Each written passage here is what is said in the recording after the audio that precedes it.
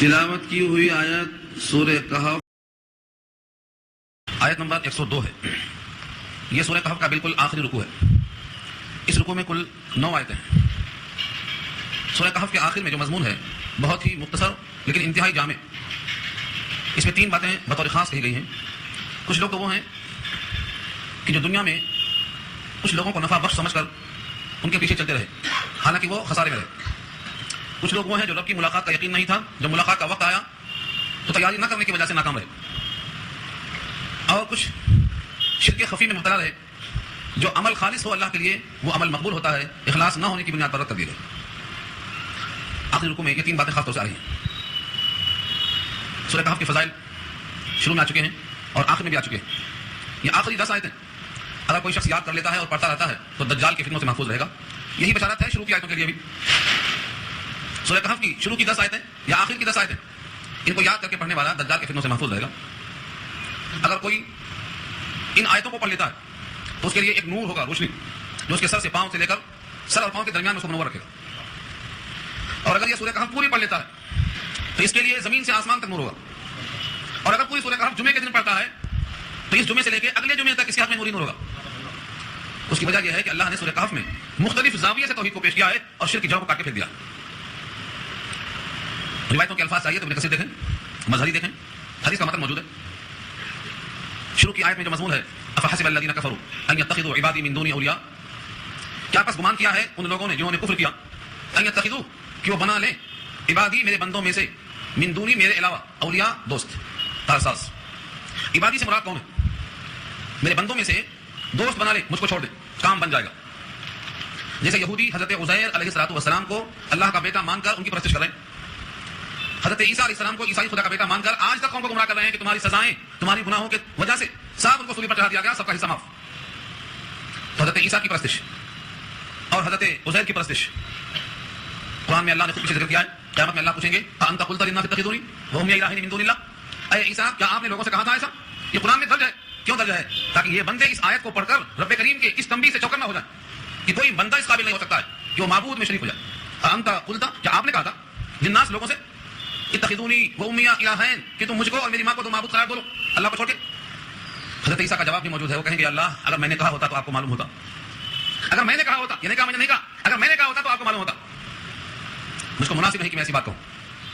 تو عبادی سے مراد اللہ کے مقرب بندے ہیں. یقیناً وہ اپنی ذات میں مقرب ہیں اللہ کے، لیکن ان کو آپ معبود بنا دیں اور اللہ کو چھوڑ دیں، ایسا گمان کرنے والے غلط خیال کر رہے ہیں.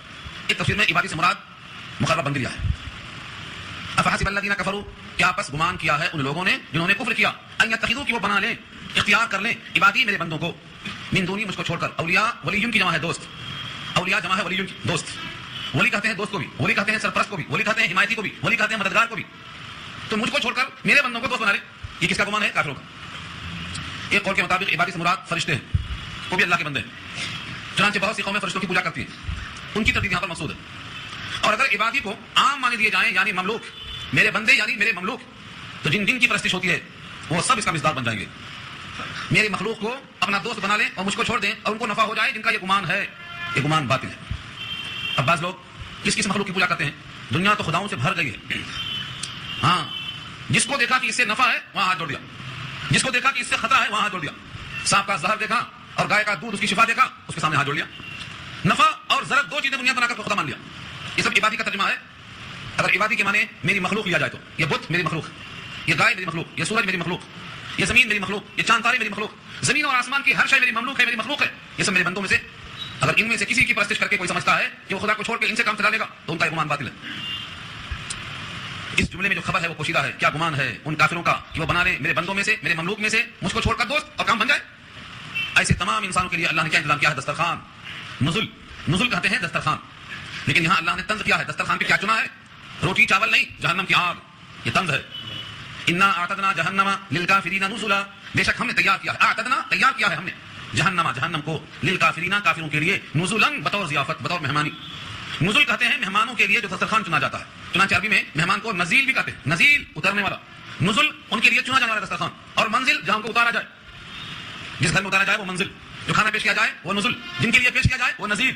چنانچہ اللہ نے جہاں تذکرہ کیا ہے ایمان والے بندوں کا دسترخوان کا، وہاں فرمایا ہے نزل من غفور الرحیم. حامد حامیم السجدہ کی آیت میں فرمایا نزلا من غفور الرحیم، یہ دسترخوان غفور الرحیم کا، وہ کس کے لیے ہے؟ مومنوں کے لیے. اور یہ دسترخوان کس کے لیے؟ کافروں کے لیے. مومنوں کے دسترخوان پر وہ نعمتیں ہیں کہ آنکھ نے دیکھا نہیں اور کان نے سنا نہیں اور دل میں خیال نہیں گزرا، اور کافروں کے دسترخوان پہ کیا رکھا ہے؟ تو جہنم رکھا ہے. یہ طنز ہے کہ تم نے مجھ کو چھوڑ کر میرے بندوں کو معبود قرار دے لیا تھا، تم ان سے ہی کھانا ضیافت تسلیم کر لو، ان سے ہی ڈالو. تو جن لوگوں نے مجھ کو چھوڑ کر، میری معبودیت کو چھوڑ کر، میرے مملوک کو اور میرے بندوں کو اور میرے پیدا کیے ہوئے چیزوں کو اپنا مختار کل سمجھ کر کے ان کی بندگی میں لگ گیا، ان کے واسطے دسترخوان تیار ہے لیکن جہنم کی شکل میں. اب اس کے بعد یہ جو لوگ بندوں کو معبود کا مقام دیتے ہیں، ان میں سے کون لوگ ہیں جن کے اعمال خسارے میں اور گھاٹے میں جا رہے ہیں؟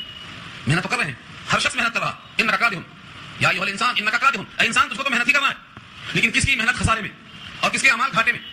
خود سوال کیا رب کریم نے. قل، اے نبی آپ کہہ دیجیے صلی اللہ علیہ وسلم، قل آپ فرما دیجیے، هل ننبئکم، کیا ہم خبردار کر دیں تم کو؟ ننبئکم، کیا ہم متنبع کر دیں، کیا ہم خبر دے دیں، کیا ہم اطلاع دے دیں؟ بالاخسرین اعمالا، اعمال کے اعتبار سے خاسرین نہیں، اخسرین کا سب سے زیادہ گھاٹے میں کون ہے؟ ایک تو ہے خسارہ، گھاٹا، اس کے لیے اس میں تفضیل استعمال کیا، اخسر فرمایا، جیسے فضیلت سے افضل، کبیر سے اکبر اور حسین سے احسن، ویسے ہی فرمایا اخسرین جمع ہے، اخسر کے معنی سب سے زیادہ خسارہ.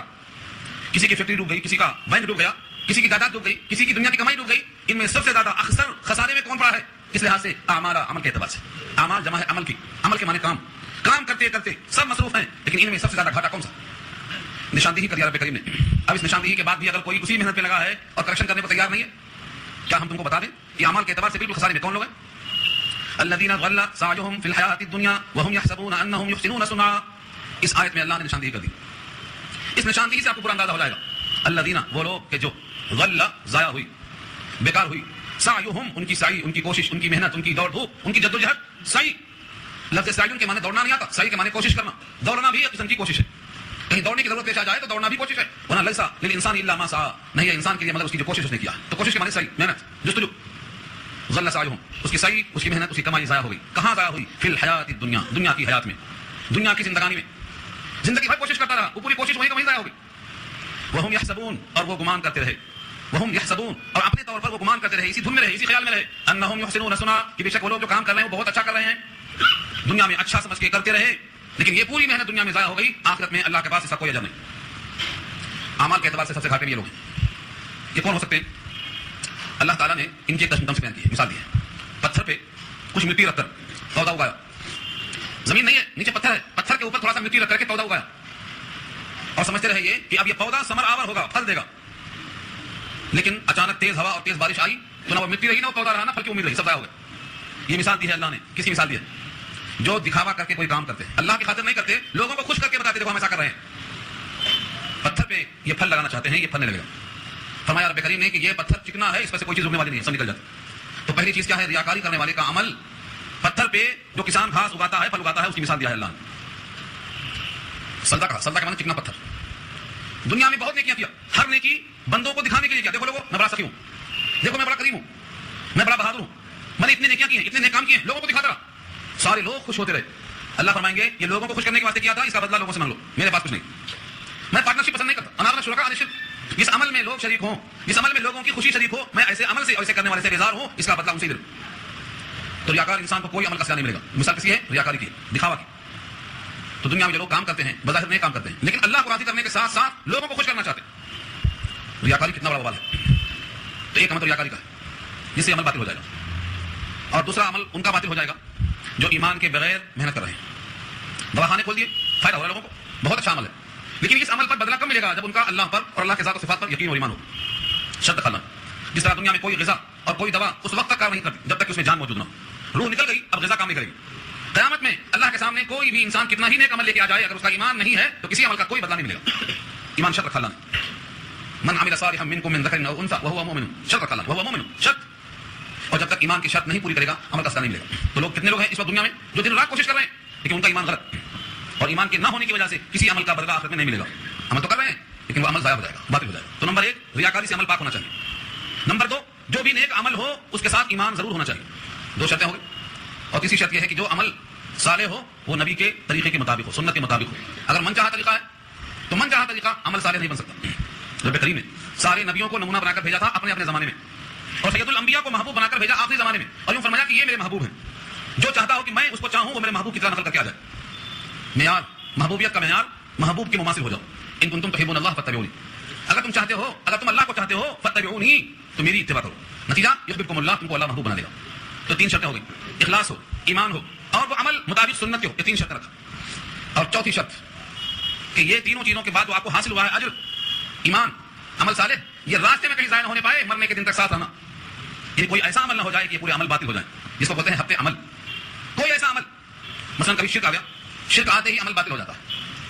فرمایا نبی صلی اللہ علیہ وسلم نے، تم پر مجھے اندیشہ ہے شرک خفی کا، اور وہ تمہارے اندر ایسا آتا ہے، ہوا فیکم، تمہارے درمیان کیسا آتا ہے؟ دبیب النمل، جیسا چمٹی چلتی ہے، چمٹی محسوس نہیں ہوتا، ایسے تمہارے اندر شرک آتا ہے، تمہیں محسوس نہیں ہوتا۔ شرک سے بچنا ہے۔ یہ 4 چیزیں بتایا۔ گھاٹے کے اعتبار سے سب سے بڑے گھاٹے میں وہ لوگ ہیں عمل کے اعتبار سے جو دنیا میں کوشش کرتے رہے، محنت کرتے رہے، اور وہ سمجھتے رہے کہ ہمارا کام بہت اچھا ہے، لیکن ساری محنت ان کی ضائع ہو گئی۔ اولئک الذین کفروا بآیات ربہم ولقائہ فحبطت اعمالہم فلا نقیم لہم یوم القیامۃ وزنا۔ اولئک وہی لوگ ہیں، یہ وہی لوگ الذین کفروا جنہوں نے کفر کیا۔ کس کے ساتھ کفر کیا؟ کفر کے معنی انکار، کفرہ کے معنی انکار کرنے کا تھے۔ کس کا انکار کیا؟ بآیات ربہم، اپنے رب کی آیتوں کے ساتھ انکار کیا، یعنی آیات الہیہ کا انکار کیا، ولقائہ، اور اللہ سے ملاقات کا انکار کیا۔ فحبطت اعمالہم، تو ان کے اعمال حق ہو گئے، اکارت ہو گئے۔ فلا نقیم لہم، ہم قائم نہیں کریں گے، لہم ان کے لیے، یوم القیامۃ، قیامت کے دن، وزنا، وزن کرنے کی ترازو، قیامت میں ان کے واسطے وزن کرنے کی ترازو ہم قائم نہیں کریں گے۔ اب اس میں 3 لفظ ہیں۔ نمبر 1، اپنے رب کی آیتوں کا انکار۔ کیسے ہوتا ہے انکار؟ انکار 2 قسم کا ہوتا ہے، ایک انکار اعتقاد سے ہوتا ہے اور ایک انکار عمل سے ہوتا ہے۔ انکار اعتقادی یہ ہے کہ آپ حلال کو حرام جان لیں، مان لیں، حرام کو حلال مان لیں، حلال کو حرام مان لیں، یہ اعتقاد ہے، اعتقاد۔ اور شرح عقائد مشہور کتاب ہے، اس کا اصول یہ ہے استحلال المعصیۃ کفر، کسی گناہ کو حلال سمجھ لینا یہ کفر ہے۔ اور دوسرا انکار ہے عمل کا۔ ہم مانتے ہیں کہ نماز فرض ہے لیکن پڑھنا نہیں ہو رہا، ہم جانتے ہیں کہ زکات فرض ہے مگر نکلتی نہیں، ہم جانتے ہیں کہ غیبت حرام ہے مگر چھوڑتی نہیں، ہم جانتے ہیں کہ شراب حرام ہے عادت پڑ گئی ہے، ہم جانتے ہیں کہ ہر وہ چیز جس میں نشہ ہو چاہے اس کی مقدار کم ہو یا زیادہ ہو وہ مکروہ تحریمی ہے مگر چھوڑنے کی ہمت نہیں ہوتی، تو عمل پڑ گئی، عادت چھوڑ نہیں رہا، یہ بھی انکار ہے، یہ انکار عملی کہلاتا ہے، وہ انکار اعتقادی کہلاتا ہے۔ تو جو اپنے رب کی آیتوں کا انکار کرتے ہیں، پہلا انکار جو اعتقاد سے ہو یہ کفر ہے، اور جو انکار عمل سے ہو یہ فسق ہے، فاسق کی برائی ہوگی اور کافر کے لیے کوئی معافی نہیں۔ دوسرا لفظ ہے ولقائہ، اللہ سے ملاقات۔ مومن کے دل میں اللہ سے ملنے کا اشتیاق ہوتا ہے۔ مومن جانتا ہے کہ میرا ایک رب ہے جس نے مجھے پیدا کیا ہے، کائنات کے ہر حسن کو بنایا ہے، میں اپنے رب سے ملاقات کروں گا، یہ دل میں اشتیاق ہوتا ہے، اور اس کے لیے اللہ سے دعا بھی کرتا ہے، دھن ہوتی ہے، اللہ سے ملاقات کا ایک جذبہ ہوتا ہے۔ برخلاف اس کے جو دوسرے لوگ ہیں، ان کے دل میں اللہ سے ملاقات کا جذبہ ہی نہیں، اللہ سے ملنے کا تصور ہی نہیں، اس خیال میں کبھی وہ رہتا ہی نہیں ہے کہ مجھے اللہ سے ملنا بھی ہے۔ حدیث میں اللہ کے رسول نے واضح فرمایا کہ جو اللہ سے ملنا چاہتا ہے اللہ بھی اس بندے سے ملنا چاہتے ہیں، سوچ لو۔ اور جو بندہ اللہ سے ملنا نہیں چاہتا، ناگوار محسوس کرتا ہے ملنے میں، اللہ بھی اس بندے سے ملنے میں ناگواری محسوس کرتے ہیں۔ کتاب الایمان کی روایت ہے، یہ بار بار پڑھنا، من احب لقاء اللہ احب اللہ لقاءہ ومن کرہ لقاء اللہ کرہ اللہ لقاءہ۔ جو اللہ سے ملنے کو محبوب رکھتا ہے اللہ اس بندے سے ملنے کو محبوب رکھتے ہیں، اور جو بندہ اللہ سے ملنے کو ناگوار سمجھتا ہے اللہ بھی اس بندے سے ملنے کو ناگوار سمجھتا ہے۔ تو ایک تو ہے اللہ سے ملاقات، ولقائہ، اللہ سے ملاقات کی امید رکھنا، اور سچ یہی ہے جنت کی ہر نعمت سے زیادہ عظیم نعمت اللہ کا دیدار ہے۔ جنت کی نعمتیں تو بتلانے کے لیے کہ بندہ لذت کو انہی شکلوں میں جان سکتا ہے، باغ کا ہو، گھر کا ہو، سونا کا ہو، چاندی کا ہو، حور کا ہو، انہی کو جانتا پہچانتا ہے۔ بقیہ سارے عالم کا حسن سمیٹ کر جس کا آدھا یوسف علیہ السلام کو دیا گیا، جس کو دیکھ کر زلیخا نے اور بہت سی عورتوں نے اپنے ہاتھ کاٹ لیے، ان سارے حسینوں کو پیدا کرنے والا رب اتنا حسین ہے کہ اس کو دیکھنے کے بعد کوئی کسی طرف دیکھے گا نہیں، بھول جائے گا دیکھنا۔ اللہ کی ملاقات ایک جذبہ ہوتا، اور مومن کے دل میں جب جذبہ ہوتا ہے کہ مجھے اللہ سے ملنا ہے تو اس کے لیے کوشش کرتا ہے۔ اور قیامت میں کچھ لوگ ہیں بطور سزا کے اللہ کے دیدار سے محروم کیے جائیں گے۔ سورۃ تطفیف پارہ 30 میں اللہ نے کہا وہم عن ربہم یومئذ لمحجوبون، اور وہ لوگ اپنے رب کے دیدار سے اس دن پردے میں رکھے جائیں گے، محروم کیے جائیں گے۔ کلا انہم عن ربہم یومئذ لمحجوبون، محجوب حجاب میں رکھے جائیں گے۔ تو جو بندہ اللہ کو دیکھنے پر قادر نہیں ہوگا وہ محجوب ہوگا اور وہ مایوس ہوگا اور وہ نعمتوں سے محروم ہوگا۔ تو یہاں مومن کو چاہیے کہ اللہ سے ملاقات کا یقین کرے۔ جس کو اللہ سے ملاقات کا یقین نہیں اور آیتوں کا بجائے انکار کرنے کے اس کے اندر مصر ہے، وہ اڑا ہوا ہے، تو 2 جرم ہوا، ایک آیتوں کا انکار اور ایک رب سے ملاقات کا انکار۔ اس 2 جرم کی سزا کیا ہے؟ فحبطت اعمالہم، ان کے اعمال حبط ہو گئے۔ جیسے کوئی مومن کافر ہو جائے، کوئی مومن مرتد ہو جائے، کوئی مومن اپنے ایمان سے مکر جائے تو کیا ہوگا؟ اس کے سارے اعمال حبط ہو جائیں گے، پچھلا ریکارڈ پورا ختم ہو جائے گا۔ جیسے کوئی کافر کلمہ پڑھ کے ایمان میں آ جائے تو اس کی زندگی بھر کے تمام گناہ ختم ہو جائیں گے، ہاں نیکیاں باقی رہیں گی، اور اگر کوئی مرتد ہو جائے تو زندگی بھر کی تمام نیکیاں غلط ہو جائیں۔ تو حبط عمل کا مطلب یہ ہے عمل سوخت، قابل قبول نہیں۔ فلا نقیم لہم یوم القیامۃ وزنا، تو ہم ان کے لیے ترازو قائم نہیں کریں گے، وزن اعمال۔ جب عمل تولا جائے گا تو اعمال کے تولنے کے موقع پر اللہ تعالیٰ ان کے اعمال کو تولنے کے واسطے قبول نہیں کریں گے، کیوں؟ ایمان ہی نہیں ہے، اور جو عمل ایمان کے بغیر ہے وہ تولا نہیں جائے گا، تو پہلی بات تو ہم تولیں گے ہی نہیں، ترازو قائم نہیں کریں گے۔ اور اگر کسی وجہ سے ترازو لگا بھی دی جائے اور تولا بھی جائے تو ان کے کفر کی وجہ سے ان کا کوئی عمل وزندار نہیں ہوگا، جسے اللہ نے خود کہا ہے فمن خفت موازینہ، جس کی میزان عمل ہلکی پڑ گئی فأمه هاوية جہنم میں رہے گا وہ. ومن ثقلت موازینہ فهو في عیشة راضیہ اور تول بھاری ہو گیا جنت میں رہے گا وہ. تو تول بھاری کیسے ہوئی اور کم کیسے ہوئی؟ صرف ایمان کی وجہ سے. اعمال کا وزن بڑھے گا ایمان سے اور اعمال کا وزن ختم ہو جائے گا عدم ایمان سے. اس لیے مومن پر سب سے اہم چیز یہ ہے کہ اپنے ایمان کی فکر کرے. دوستوں کو اتنا ہی وقت دے جتنا ان کا حق ہے. سارے وقت دوستوں کو مت دے دے. کچھ وقت رکھے اپنے رب کے ساتھ ملاقات کی فکر میں لگنے کے لیے. اللہ کی یاد میں لگنا چاہیے. جب بندہ اللہ سے ملنے کا شوق رکھتا ہے تو تنہائی میں خلوت میں اللہ کو یاد کرتا ہے. اسی کا نام مراقبہ ہے. اسی کا نام ہے اللہ کی طرف متوجہ ہونا. دل کے آئینے میں ہے تصویر یاد. جب ذرا گردن جھکائی دیکھ لی کس کی تصویر ہے آپ کے دل میں؟ تصویر آتی ہم سمجھتے ہیں ان کی ان کی تصویر. نہیں, کائنات کے پیدا کرنے والا, سب کو حسن دینے والا وہ ذات ہے, وہ مالک ہے. اس کی تصویر دل میں آنا چاہیے. کیسے آئے گی؟ ہمارا وجود کس نے بنایا؟ سوچنا. حقیر قطرے کو حسین کس نے بنایا؟ سوچنا. ہم ضعیف اور کمزور تھے, بغیر مانگے ناک کان دل دے کے بھیجا, کون ہے؟ سوچنا. اس خلوت میں اس چیز کا سوچنا ہی مراقبہ کہلاتا ہے. تو ملاقات کا یقین پیدا ہو, ملاقات کا شوق پیدا ہو. ذکر میرا مجھ سے بہتر ہے کہ اس محفل میں ہے. میں زمین پہ ہوں اور میری یاد اللہ کی محفل میں ہے, کیونکہ وعدہ ہے جب تم زمین پر مجھے یاد کرو گے تو میں عرش پر تجھے یاد کروں گا. اللہ مجھے عرش پہ یاد کریں. فاذکرونی اذکرکم کا یہی مطلب ہے. تم میری یاد کرو میں تمہاری یاد کروں گا. اب جتنے لوگ یہاں بیٹھ کر اللہ کو یاد کرتے ہیں ان سب کی یاد اللہ عرش بری پہ کر رہے ہیں. کتنا بڑا اعزاز ہے. وعدہ خلافی تو اللہ کے ہے ہی نہیں. فاذکرونی اذکرکم. تم میرا چرچا کرتے ہو میں تمہارا کرتا ہوں. تم چل کے آتے ہو میں دوڑ کے آتا ہوں. تم ایک ہاتھ چلتے ہو میں دو بار چلتا ہوں. یہ اللہ کا وعدہ ہے. اللہ کی طرف سے محبت میں کمی نہیں ہے. ہم اپنے مالک کے پہچاننے میں غلطی کر رہے ہیں. تو اس آیت کا پیغام یہ ہے کہ جنہوں نے کفر کیا اللہ کی آیتوں کے ساتھ اور ملاقات کا انکار کیا ان کے اعمال حبط ہو گئے. ہم ان کے واسطے ترازو قیامت میں قائم نہیں کریں گے. لوگ کہیں گے تو ظلم ہے, ہمارے نیک عمل بدلے نہ جائیں تو ظلم ہے. اس کا جواب دیا ذالک جزاؤہم جہنم بما کفروا واتخذوا آیاتی ورسلی ہزوا. ان کا یہ جو جزا ہے, ان کا یہ بدلہ جو جہنم کی شکل میں ہے, کیوں ہے؟ بما کفروا. پہلی وجہ بما میں جو با ہے یہ با عوضیہ نہیں ہے, سببیہ ہے, ریزن بیان کرتا ہے. بما کفروا ان کے کفر کی وجہ سے ان کے اس عمل کی جزا جہنم ہے. ذالک جزاؤہم جہنم, یہ ان کی جزا جہنم ہے. بما کفروا ان کے اس کفر کی وجہ سے. اور ایک وجہ کیا ہے؟ واتخذوا آیاتی ورسلی ہزوا, اور انہوں نے بنایا ہے مذاق دو چیزوں کا, میری آیتوں کا, میرے رسولوں کا. رسولوں کا مذاق یہ ہے کہ ان کے عمل کو اپنانے کے بجائے اس کو ہلکا سمجھا جائے. آیتوں کا مذاق یہ ہے کہ ان کو سنجیدگی سے ماننے کے بجائے ان کو زندگی سے خرچ کر دیا جائے. تو آیتوں کا مذاق, رسولوں کا مذاق اور ان آیتوں کا انکار, یہ تین اسباب ہیں ان کی بدلے میں جہنم جو ہے. یہ کس کا انجام ہے؟ جو اللہ کی آیتوں کا انکار کرتے ہیں. اس کے برخلاف جو اللہ کی آیتوں کو مانتے ہیں, اللہ کی آیتوں پر غور و فکر کرتے ہیں, عمل صالح میں اخلاص کا اور سنت کا اور خدا کے حکم کا اہتمام کرتے ہیں, ان کے لیے کیا رکھا ہے؟ ان الذين امنوا وعملوا الصالحات كانت لهم جنات الفردوس نزلا. بے شک جو لوگ ایمان لائے اور جنہوں نے عمل صالح کیا. عمل صالح کی تین شرطیں نہیں بھولنا. نمبر 1 وہ اللہ کا حکم ہو, نمبر 2 رسول اللہ کے طریقے کے مطابق ہو, نمبر 3 وہ عمل اللہ کے لیے خالص ہو, اس میں کسی اور کو دکھاوا کرنا اور خوش کرنا مقصود نہ ہو, اور چوتھی شرط یہ ہے کہ وہ اسی اخلاص کے ساتھ مرتے دن تک باقی رہے, کسی بھی وجہ سے وہ باطل نہ ہونے پائے. 4 شرطیں. بے شک جو لوگ ایمان لائے اور عمل صالح کیا كانت لهم ہے ان کے لیے جنات, جنت کی جمع ہے جنات, باغات, الفردوس, یہ جنت کی ایک قسم ہے. حدیث میں آتا ہے کیا جنت ایک دو ہیں؟ جنت ایک دو نہیں. یہ خاتون کا بچہ بڑا بچہ ہے لیکن ماں کے سامنے بچہ بڑا ہے چھوٹا. بچہ کتنا بھی بڑا ہو جائے تو ماں کے سامنے بچہ ہی آتا ہے. حارثہ کی والدہ آتی ہیں, زید بن حارثہ. زید بن حارثہ شہید ہو گئے تو آ کے ان کی والدہ کہتی ہیں اے اللہ کے نبی آپ مجھے بتائیں کہ میرا بیٹا کہاں ہے. اگر وہ جنت میں ہے تب تو مجھے قرار آئے گا, اور اگر وہ جہنم میں ہے تو میں اتنا رہوں گا کہ آپ دیکھیں گے مجھے. فرمایا نبی صلی اللہ علیہ وسلم نے بھولی بھالی کیا جنت ایک ہی ہے؟ جنت تو بہت ہے, تیرا بیٹا جنت الفردوس میں ہے. جنت بہت, جنت منزلوں کے نام 6666 آیتیں قرآن میں ہیں, اتنے درجے تو کم سے کم ہیں, کیونکہ حدیث میں آتا ہے حافظ قرآن سے کہا جائے گا پڑھتا جاؤ کرتا جاؤ. جہاں تیری آیتیں ختم ترکھا گیا, اور گھر کو اتنا پہچانتا ہے تو کہ اپنے دنیا کے گھر کو بھی اتنا نہیں جانتا تھا. اب رفع بتایا معلوم میرا گھر کون سا طے کر دیا رب کریم نے. تو اب رفع جو آیا سورہ محمد میں وہ گھر ہی کو پہچان کروایا.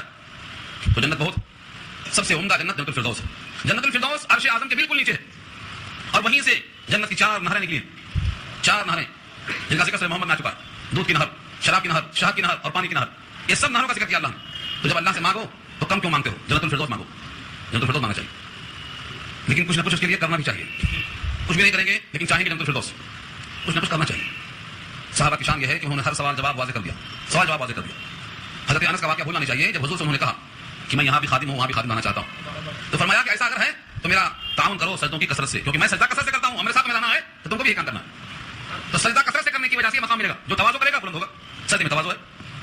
تو جنت الفردوس بہت اونچی جنت بطور نزول کے. دیکھو یہاں بھی آ گئی, یہ نزول اوپر بھی نزول تھا, وہاں جہنم ہے نزول کافروں کے لیے, یہاں جنت الفردوس ہے نزول ایمان والوں کے لیے. دونوں ضیافت ہے, دونوں کا انتظام کیا ہے اللہ نے. اب جو ایمان عمل صالح لے کر آئے گا اس کی ضیافت ہوگی جنت الفردوس میں, اور جو ایمان کے بجائے انکار لائے گا, عمل صالح کے بجائے فسق و فجور لائے گا, اس کی بھی ضیافت ہوگی جہنم کی شکل میں. وعدہ کر دیا اللہ نے. جنت الفردوس میں بطور ضیافت کے رہے گا. کب تک رہے گا؟ فرمایا خالدین فیہا, ہمیشہ رہے گا. خالدین فیہا اس میں ہمیشہ ہمیشہ رہیں گے. لا یبغون عنہا حولا, نہیں چاہیں گے وہ وہاں سے نکلنا. لا یبغون نہیں چاہیں گے وہ لوگ عنہا اس جنت الفردوس سے باہر جانا. حولا کے معنی بدلنا. بھائی یہاں رہتے رہتے ہم بہت بور ہو گئے, اب کہیں جگہ بدلو. انسان کی فطرت ہے رہتے رہتے اکتا رہے. اسی 100 سال میں کتنا اکتاتے, کہاں کہاں جاتے, کشمیر جاتے, اوٹی جاتے, میسور جاتے, نہ جانے کہاں کہاں پھرتے. اسی پر قیاس کر کے انسان سوچتا ہے کہ جنت میں کب تک رہیں گے، ہمیشہ رہیں گے، خراب ہو جائے گا وہ تو۔ اللہ فرماتے ہیں جنت کو ہم نے ایسا بنایا ہی نہیں ہے کہ وہاں اکتاہٹ پیدا ہو، لا یبغون عنہا حولا، وہ تلاش ہی نہیں کریں گے وہاں سے ہٹنے کو، تحویل تبدیل وہاں سے ہونے کو چاہیں گے۔ آپ کی جنت کتنی بڑی ہوگی، کتنی وسیع ہوگی، سب سے زیادہ جو سب سے آخر میں دنیا سے آئے گا جنت میں، اس کی دنیا کے مقابلے میں 10 گنا بڑی جنت ہوگی، 10 گنا بڑی۔ ابو سعید خدری کی روایت میں 10 گنا کا اضافہ ہے، اور ابو ہریرہ کی روایت میں دنیا کے برابر کا اضافہ ہے۔ وہ کون آدمی جو سب سے آخر میں آئے گا جنت میں، سب سے آخر میں، لاسٹ، اور وہ بھی کیسے آئے گا؟ تفصیل لکھا ہے بخاری نے۔ ایک بندہ کہے گا یا اللہ میں محروم ہوں، مجھ کو کم سے کم جہنم کی طرف میرا منہ پھیر دیا جائے، مجھے جہنم کے ہونے کا ڈر لگتا ہے۔ اللہ کہیں گے ابن آدم تو پھر مانگے گا، اس کے بعد تو کہے گا نہیں آپ کی قسم میں کچھ نہیں کہوں گا، اس کا منہ اللہ تعالیٰ پلٹا دیں گے، اب جہنم نہیں دیکھے گا، حیبت ختم، اب کیا دیکھے گا؟ جنت دیکھے گا۔ جب تک چاہیں گے اللہ چپ رہے گا، پھر بولے گا یا اللہ اگر میں چوکھٹ تک آ گیا تو کیا ہے؟ جب تک کریم کہیں گے ابن آدم تو پھر نافرمانی کرے گا، چوکھٹ تک اس کو کر دیا، اب چوکھٹ پہ آ کے تازگی سرور اور دیتا ہے، زبان چاٹتے ہوئے بولتا ہے یا اللہ اگر میں اندر آ گیا تو کیا ہو جائے گا؟ یہ کیوں سنا رہا ہوں؟ آخری شخص ہے، سب آ چکے، ایسے کو اللہ اندر لائیں گے اور پوچھیں گے کیا مانگا ہے مانگ لے، جتنا اس کی ہمت ہے مانگ لے گا، سب دے دیں گے، پھر فرمائیں گے جتنا تم نے مانگا ہے اس کا ڈبل اور لے لے۔ یہ کون سا شخص ہے جو آخر میں آیا ہے؟ اس کی جنت کتنی بڑی ہوگی؟ 2 روایتیں ہیں بخاری کی، ابو ہریرہ فرماتے ہیں دنیا کے برابر ہوگی اس کی، کتنا پھرے گا بیچارہ، کہاں سے اٹھائے گا؟ اور جو دوسری روایت ہے ابو سعید خدری کی، وہ فرماتے ہیں دنیا سے 10 گنا بڑی جنت ہوگی، کہاں تک گئے؟ یہ ان کا حال ہے جو ادنا درجے کی جنت پا رہے ہیں، اور جن کا مقام جنت الفردوس ہے۔ اللہ ہم کو نصیب فرمائے، کتنا اونچا مقام ہے جنت الفردوس، کتنا اونچا مقام ہے۔ اور یہ مت سمجھو کہ ہم کو نہیں ملے گی، آپ کو نہیں ملے گی، سوچو مت۔ ایک صحابی نے کہا اے اللہ کے نبی جنت میں ہم چلے بھی گئے تو آپ کو دیکھنے کا موقع نہیں ملے گا، آپ تو بہت اونچے ہیں، آپ کا مقام بہت اونچا ہے، ہم جنت میں جائیں گے تو پتہ نہیں کہاں رہیں گے، آپ کو دیکھ کے بغیر قرار نہیں آتا۔ اس پر آیت نازل ہوئی سورہ ساتھی کہ جو جس سے محبت کرتا ہے اور جس کی نقل کرتا ہے اور جس کے نقش قدم پہ چلتا ہے اور جن کے دل پہ ہمیشہ ان کا پیار بسا رہتا ہے، اللہ ان کے ساتھ رکھیں گے، ان کو درجے میں فرق ہوگا لیکن ساتھ رکھنے کا مطلب جانا آنا کوئی بند نہیں کر سکے گا، جب چاہیں گے نبی سے ملاقات کر سکیں گے، جس سے آپ کو محبت ہے جانا آنا کوئی روک نہیں سکے گا۔ ومن يطع الله والرسول فاولئك مع الذين انعم الله عليهم من النبيين والصديقين والشهداء والصالحين، تو جو جس سے محبت کرتا ہے اسی کی اطاعت کرتا ہے، ان کے ساتھ رہے گا، یہ وعدہ ہے اللہ۔ تو جنت الفردوس بنائی گئی آپ کے لیے، یہ رب کریم پہلے سے اظہار فرماتے ہیں تاکہ بندہ اس کی طلب میں کوشش کرے، رات بھر نہ سوئے، تھوڑا اٹھ کر میرے ساتھ ملاقات کا موقع نکالے۔ قم یا حبیبی قم تنامو، اٹھو میرے محبوب کب تک سو گے؟ طالب الجنت لا ینامو، جو طالب ہوتا جنت کا وہ سوتا نہیں، رات میں جگتے تھے حضور، صحابہ جگتے تھے، جتنے متقی پرہیزگار گزرے ہیں راتوں کو اللہ کو یاد کرتے تھے، ہم کو جگنا بھی پڑے گا۔ تو فرمایا جنت ایسا مقام ہے جہاں سے نکلنا وہ نہیں چاہیں گے۔ رب کے کلمات اور رب کی تعریفیں اتنی زیادہ ہیں، اتنی زیادہ ہیں، بندے کا علم اتنا محدود ہے، کھوپڑی چھوٹی سی ہے، اس میں اللہ کے سارے کلمات سنبھال نہیں سکتے۔ اللہ فرماتے ہیں اگر اللہ کے کلمات کو لکھنے کے لیے سمندر روشنائی بن جائے، کتنے سمندر؟ ایک سمندر نہیں، 7 سمندر۔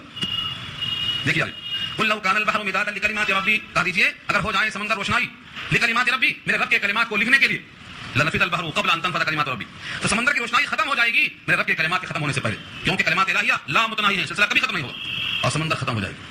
اور آگے خود فرمایا ولو جئنا بمثلہ مددا، اور اگر ہم اس سمندر کی طرح اور سمندر لائیں مدد کے لیے تب بھی ختم ہو جائے گی۔ اور دوسری آیت فرمایا سبعۃ ابحر، اگر 7 سمندر بھی رکھ دیں ہم تو کلمات رب ختم نہیں ہوں گے، یہ سمندر کی روشنائی ختم ہو جائے گی۔ اللہ کی تعریف اسی واسطے کوئی ہم کما حق نہیں کر سکتا، سب سے زیادہ تعریف اللہ کی کون کر سکتا ہے؟ اللہ کے محبوب سے کون کر سکتا ہے؟ تو محبوب کا بھی کیا حال تھا؟ فرماتے تھے اللہم لا احصی ثناء علیک انت کما اثنیت علی نفسک، اے اللہ میں آپ کی ثنا بیان نہیں کر سکتا، آپ کی ثنا کا میں احاطہ نہیں کر سکتا، آپ ایسے ہیں جیسا آپ نے اپنی تعریف خود فرمایا ہے۔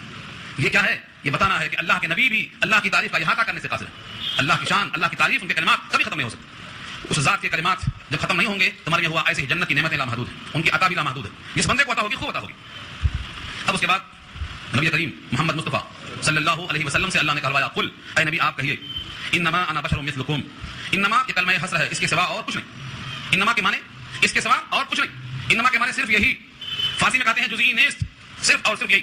قل آپ کہہ دیجیے انما انا بشر مثلکم، اس کے سوا اور کچھ نہیں کہ میں بشر ہوں، انما اس کے سوا اور کچھ نہیں، انا میں بشر ہوں، مثلکم تمہاری ہی طرح، یوحا الیہ وحی کی جاتی ہے میری جانب، پیغام آتا ہے میری طرف، اللہ کی طرف سے فرشتہ آتا ہے میری طرف۔ اس پیغام میں کیا ہے؟ انما الہکم الہ واحد، اس کے سوا کچھ نہیں کہ تمہارا معبود ایک معبود ہے، تمہارا معبود ایک معبود۔ تو تمہارے پاس وحی نہیں آتی، میرے پاس وحی آتی، اس وحی کی بنیاد پر میں تم سے کہتا ہوں کہ ایک اللہ ہے، ایک معبود ہے، ایک معبود ہے، ایک مسجود ہے۔ یہ میرے پاس علم کہاں سے آیا؟ کیونکہ مجھ پر وحی آتی ہے۔ آج کائنات میں کتنے لوگ ہیں جو بشریت پر جھگڑ رہے ہیں؟ بے شین رے، بشر کے معنی کھال کے آتے ہیں، چمڑا، بشر کہتے ہیں چمڑے کو، اور بشر کہتے ہیں جس پر چمڑا ہو، اسی سے مباشرت بھی ہے۔ بشر کے معنی جلد کے آتے ہیں، کھال کے آتے ہیں۔ بشر ایک جنس ہے، میں نے پہلے کہا تھا کہ مخلوقات میں 3 جنس ہیں جو مخاطب بنی، نوری، ناری، خاکی۔ نوری فرشتے ہیں جن کو اللہ نے شہوت نہیں دیا، وہ احکامات کے مکلف ہیں، وہ نافرمانی پر قادر نہیں ہیں۔ اور ناری جنات ہیں جن کو اللہ تعالیٰ نے آگ سے پیدا کیا، نہ نوری نہ ناری، ان دونوں میں کوئی پیغمبر اور رسول نہیں بھیجا اللہ نے۔ اور تیسری مخلوق ہے خاکی جن کو بشر کہا جاتا ہے، ہر نبی خاکی ہی میں آیا. اور اللہ نے فرمایا کہ اگر زمین پر فرشتے ہوتے، یعنی فرشتوں کا قیام ہوتا تو ہم ان کی رہنمائی کے لیے فرشتوں کو بھیجتے. کیونکہ زمین پر رہنے والے خاکی ہیں، لہذا ان کے لیے نمونہ حیات بتانے کے لیے ہم نے خاکی کا استعمال کیا. قرآن کریم کی اس آیت کی تمثیل میں بے شمار آیتیں ہیں. پیچھے سورہ یونس 12-11 میں آیت نمبر 2 میں بتا چکی ہے. اکان للناس عجبا ان اوحینا الی رجل منهم، وہاں رجل کہا اللہ نے، رجل کی جمع رجال آتی، اس کو مرد کہا گیا. تو بشریت کا انکار کرنا قرآن کریم کی آیتوں کا انکار ہے. البتہ جب ہم سوچتے ہیں کہ بشر ہماری طرح ہوتا ہے تو دماغ یقین نہیں کرتا. بشر تو وہ ہیں، بشریت کو ہم نے سمجھا ہی نہیں. اصل میں بشر کا مقام فرشتوں سے اونچا رکھا ہے اللہ نے، مگر شرط یہی ہے کہ وہ بشر اللہ کے حکم کا پابند ہو. یہی وجہ ہے کہ بظاہر دیکھنے میں نبی کریم صلی اللہ علیہ وسلم ماں کے پیٹ سے پیدا ہوئے، باپ کے توسط سے پیدا ہوئے، آپ کی شادی ہوئی، آپ کی اولاد ہوئی، آپ کے جسم میں خون تھا، آپ کے دانت تھے، جیسے انسان کے جسم میں حقیقت ہوتی ہے حقیقت موجود تھی. لیکن اللہ کے ساتھ آپ کو جو وابستگی تھی، آپ کے لعاب دہن میں خوشبو تھی. آپ کا لعاب کسی بھی موقع پر تھوکا ہے آپ نے تو زمین پر نہیں رکھا، کسی نہ کسی کی ہتھیلی پر رکھا، کیونکہ اسے خوشبو آتی تھی. لوگ اس کو جسم پہ ملتے تھے. آپ کے ناک سے ریت نکلتی تو زمین پر نہیں گرتی، کیونکہ اس میں خوشبو آتی تھی. پسینہ نکلتا تو اس میں خوشبو آتی تھی. لعاب دہن لگایا تو شفا بنتا تھا. آپ نے ہاتھ دے دیا تو کسی کا پاؤں ٹوٹا تو ٹھیک ہو جاتا. اتنی معجزات ہیں سر سے پاؤں تک، یہ وابستگی ہے. تو ہر بشر ہماری طرح نہیں ہوتا. وہاں تو صدق ہے، یہاں کذب ہے. وہاں اللہ کو سجدہ تھا، یہاں سجدہ غیر اللہ کو ہو رہا. وہاں ہر منشا اللہ کی منشا دے کر قدم اٹھایا جاتا تھا، یہاں تو منمانی چل رہی. تو بشر میں فرق ہوتا ہے، ہر بشر ایسا نہیں ہوتا. قرآن کریم کی آیت پیش آ چکی ہے سورہ بنی اسرائیل 15 میں کہ بہت سے لوگ اس واسطے ایمان نہیں لاتے ہیں کہ وہ کہتے ہیں کہ ایک رسول ہماری ہی طرح انسان ہے، بھلا ہم اس کو نبی کیسے تسلیم کر لیں؟ وما منع الناس ان يؤمنوا إذ جاءهم الهدى الا ان قالوا ابعث الله بشرا رسولا. کیا اللہ نے بشر کو بھیجا رسول بنا کر؟ قرآن کریم کی اتنی آیتیں ہیں، 39 آیتوں کو جمع کیا جائے تو ایک مکمل کتاب بنتی ہے نور و بشر کے نام سے. اس لیے یہاں واضح کیا اللہ نے، اس کے سوا کچھ نہیں کہ میں تمہاری طرح بشر ہوں، وہی آتی ہے میری طرف، اور وہی کا پیغام خلاصہ اس کا یہ ہے کہ اللہ تمہارا ایک، تمہارا معبود ایک معبود ہے. اب جو شخص چاہتا ہے اپنے اس رب سے ملاقات، اس پر لازم ہے کہ اس کے ساتھ کسی اور ذات کو شریک نہ کرے. فمن كان يرجو لقاء ربه، پر جو شخص چاہتا ہے اس سے ملاقات کرنا، اپنے رب سے ملاقات جو چاہتا ہے، ملاقات رب سے کرنے کی تمنا دل میں ہے، تو 2 شرطیں ہیں. فليعمل عملا صالحا، چاہیے کہ وہ عمل صالح کرے. عمل صالح کی تشریح پیش آ چکی ہے. عمل صالح کرے اور کیا نہ کرے. ولا يشرك بعبادة ربه احدا، اور کسی کو شریک نہ کرے اپنے رب کے ساتھ عبادت میں. عبادت کے معنی تذلل، عاجزی. کسی کے سامنے سجدہ نہیں، کسی کے سامنے تذلل اور عاجزی نہیں. اگر کسی نے اپنے عمل میں، اپنی عبادت میں کسی غیر کو شریک کر لیا تو عمل صالح باطل ہو گیا. اسی آیت سے، اس آیت پر نصیحتیں لکھی ہیں کہ جو اللہ سے ملاقات چاہتا ہو وہ کان کھول کے سن لے کہ سارے اوقات دنیا میں نہ لگا دے. اگر اللہ سے ملاقات کرنا ہے تو اللہ کے لیے عمل صالح کرے، اور عمل صالح ایسا کرے کہ اس میں شرک کی بو نہ آنے پائے. شرک کیا چیز ہے؟ شرکت. شرک کیا ہے؟ شرکت. کس میں شرکت؟ کسی بھی کام میں کسی کو شریک کرنا، یہ شرکت کہلاتا ہے. پارٹنرشپ سے کہتے ہیں آپ. مثلا آپ نے نماز پڑھا، نماز اللہ کے لیے پڑھا، مگر کسی اور کو بھی یہ بتانا منظور ہے کہ میں نمازی ہوں، میں قابل بھروسہ ہوں، تاکہ لوگ میری نمازوں کو دیکھ کر کے مجھے نمازی سمجھیں. یہ کیا ہوا؟ نماز تو پڑھا اللہ کی، لیکن نماز سے غیر اللہ کو مطمئن کرنا چاہا، تو نماز جو عبادت تھی اس میں شرکت ہو گئی بندے کی رضا کی. یہ بہت باریک فن ہے شرک کو پہچاننا. اس واسطے آقا نے فرمایا میں تم پر جو اندیشہ کرتا ہوں، سب سے زیادہ خوف مجھے تم پر کس بات کا ہے؟ شرک خفی کا. جس طرح چمٹی آ جاتی ہے محسوس نہیں ہوتا، ایسا ہی شرک آتا ہے تو محسوس نہیں ہوتا. آپ نے بہت عمدہ کام کیا، دل میں خیال آ گیا کہ لوگ مجھے واہ واہ کہیں، گیا آپ کا عمل. کسی بھی عمل کے لیے ایک ہی شرط ہے کہ وہ عمل صرف اللہ کے لیے ہو. البتہ اس میں ایک استثناء ہے، اور جو روایت ہے ابو ہریرہ کی. حضرت ابو ہریرہ رضی اللہ تعالیٰ عنہ نبی صلی اللہ علیہ وسلم سے سوال کرتے ہیں، یا رسول اللہ صلی اللہ علیہ وسلم، میں نماز پڑھتا ہوں اپنے گھر میں، میرے نماز پڑھنے کے وقت میں کوئی آ جاتا ہے، مہمان دوست، میرے دل میں خیال آتا ہے کہ اس نے مجھے نماز پڑھتے ہوئے دیکھا، اس کے دل میں میری عبادت کا اور میرے عظمت کا، اس کے دل میں ایک سکہ بیٹھ گیا ہوگا کہ بات نماز ہے. حالانکہ نیت کے وقت اس کا خیال نہیں تھا، نماز تو میں اللہ کی خاطر پڑھ رہا تھا، درمیان میں آ گیا، اس کے آنے سے دل میں یہ خیال پیدا ہوا کہ میرے نماز کو دیکھ کر دل میں خیال آیا ہوگا کہ بات نمازی ہے، جب دیکھو نماز پڑھتا رہتا ہے، حالانکہ میرا گمان نہیں تھا اس کی طرف. کیا یہ بھی شرک خفی ہے؟ فرمایا نبی صلی اللہ علیہ وسلم نے تلک العاجل بشر المومن، یہ تو مومن کی بشارت کا نقد جو ہے عطیہ ہے، جو مومن کو ملنے والا ہے، یہ تحفہ نقد ہے. پہلے سے تمہارا گمان نہیں تھا ان کو خوش کرنے کا، تمہارا وہ عمل جو نیت کی تھی وہ اللہ کے واسطے کی تھی، لیکن اگر لوگ تمہارے اس عمل سے واقف ہو گئے، تمہاری مرضی تمہاری نیت کے بغیر، تو تمہارے واسطے تحفہ ہے. حدیث میں آتا ہے جب بندہ خالص کرتا ہے کام اللہ کے لیے تو اللہ کا محبوب بن جاتا ہے. اب وہ محبوبیت اللہ تعالیٰ عرش پہ فرشتوں سے اعلان کرا دیتے ہیں کہ فلاں بندہ میرا محبوب ہے، تم بھی اسے محبت کرو. پھر وہ محبوبیت زمین پہ اتر جاتی ہے. اب ہر بندہ اس بندے سے پیار کرتا ہے یہ اس محبوبیت کی وجہ سے کہ وہ بندہ اللہ کا محبوب بن گیا اور اپنے سارے عمل کو اللہ کے لیے کر دیا. تو اگر بندہ نیت میں اللہ کے واسطے کرتا ہے پھر بھی لوگوں میں خوش، لوگوں میں چرچا ہے اور لوگوں میں واہ واہ ہے، تو یہ ریاکاری میں نہیں آتا. ہاں لوگوں کے دکھانے کے لیے ہی عمل شروع کرتا ہے تو وہ ریاکاری میں آتا ہے. بہرحال 4 شرطیں ہیں اپنے پاس جو مقبول ہونے کی علامت ہے. ایک تو عمل اللہ کے لیے خالص ہو، دوسرے وہ شرک سے پاک ہو، تیسرے ریاکاری سے دور ہو، اور چوتھے مرتے دم تک باقی رہے، کبھی ختم نہ ہونے پائے، ضائع نہ ہونے پائے. اللہ تعالیٰ ہم سب کے واسطے خیر کا فیصلہ فرمائے. دعا کر لیجیے.